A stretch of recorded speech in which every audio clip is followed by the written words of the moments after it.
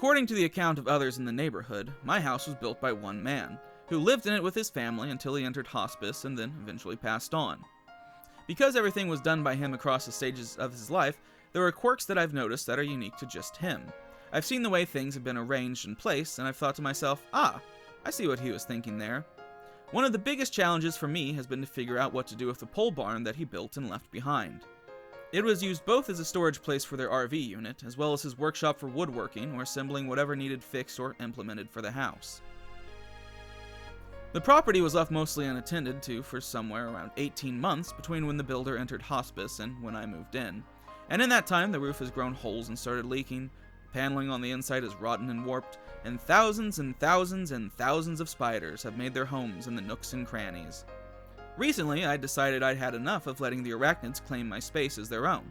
They don't even help with the property tax, man.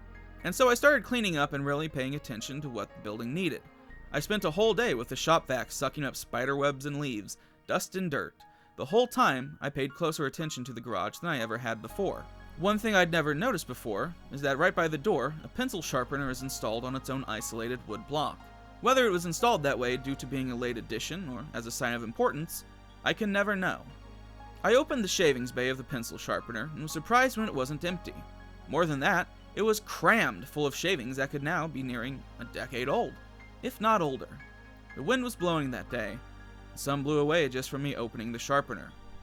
I took a step outside and emptied it into the breeze. His wife had passed before him, but he was still survived by 2 sons. Did they know their father's pencil sharpener was still filled? Were those the shavings that preempted his last work? His last holiday card? Is that where he sharpened his pencil before he wrote his will? Would they even care? Would it evoke any feeling at all to know those shavings were given to the wind to do with them as it wished? There's pegboard tucked between the furnace and the window, and in any light you can still see the clear outline of where some of his tools used to sit.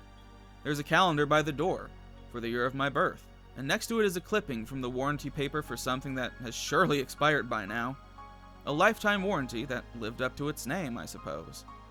In the attic, tucked inside a pool of vermiculite, I found a photograph of a man posing in front of rows of bombs, and I wonder if that was him being cringe. In the same attic, his dog tags still hang. The first time I saw them there gave me pause, but I've never once thought to remove them. I've never met the man, but I still remember him.